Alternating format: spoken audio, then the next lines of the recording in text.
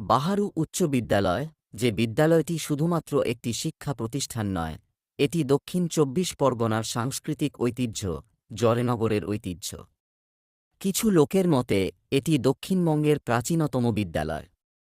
এই পুরাতন স্কুলে পড়াশোনা করেছেন এমন অনেক বিখ্যাত ব্যক্তি ছিলেন। এটি ১৮৫৬ সালে প্রতিষ্ঠিত হয়েছিল।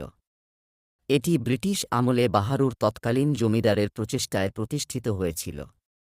ধীরে ধীরে বিদ্যালয়টি ১৮৫৬ সাল থেকে বিকশিত হচ্ছে। এটি আধুনিক সুযোগ সুবিধা সহ একটি আধুনিক বিদ্যালয়ে পরিণত হয়েছে। বিখ্যাত গায়ক, সুরকার হেমন্ত মুখোপাধ্যায়, বিখ্যাত আধুনিক কবি শক্তি চ্যাটার্জি এবং বিখ্যাত ডাক্তার নীলরতন সরকারের মতো উল্লেখযোগ্য ব্যক্তিরা সেখানে পড়াশোনা করেছেন। এর গৌরবময় অতীত রয়েছে। এটি এমন একটি বিদ্যালয় যা আমাদের কেবল শিক্ষা এবং শিক্ষাই দেয়নি, বরং আমাদের হৃদয়কে চিরকালের জন্য ভালোবাসার জন্য ছিনিয়ে নিয়েছে।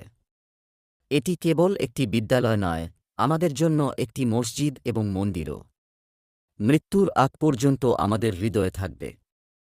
আমরা আমাদের মনোরম স্কুলকে ভুলতে পারব না, এবং এটি সেই প্রিয় শিক্ষকদের যারা আমাদের নৈতিক পাঠ সম্পর্কে জ্ঞান দিয়েছেন।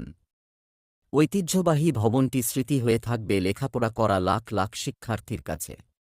এটাও আমার জীবনের একটা অংশ, কারণ আমি সেখানে ৭ বছর ছিলাম।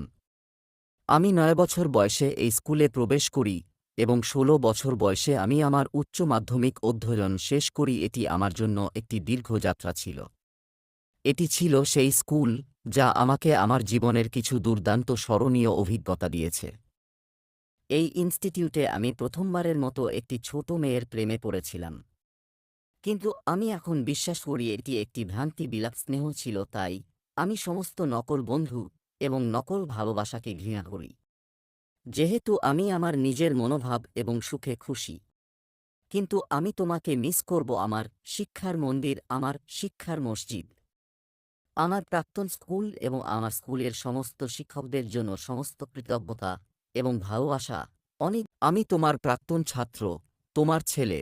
স্কুলটি হল দক্ষিণ ২৪ পরগনা জেলার সবচেয়ে প্রাচীন বিদ্যালয়গুলির মধ্যে একটি, কারণ এটি ১৮৫৬ সালে স্থাপিত। ২৮শে জানুয়ারি এর বয়স প্রায় ১৬৮ বছর হল। স্কুল বাহারু স্টেশন থেকে পূর্ব দিকে অবস্থিত, ৫ মিনিটের পথ। চাইলে ঘুরে আসতে পারো। লিখনিতে রাজ আরিয়ান।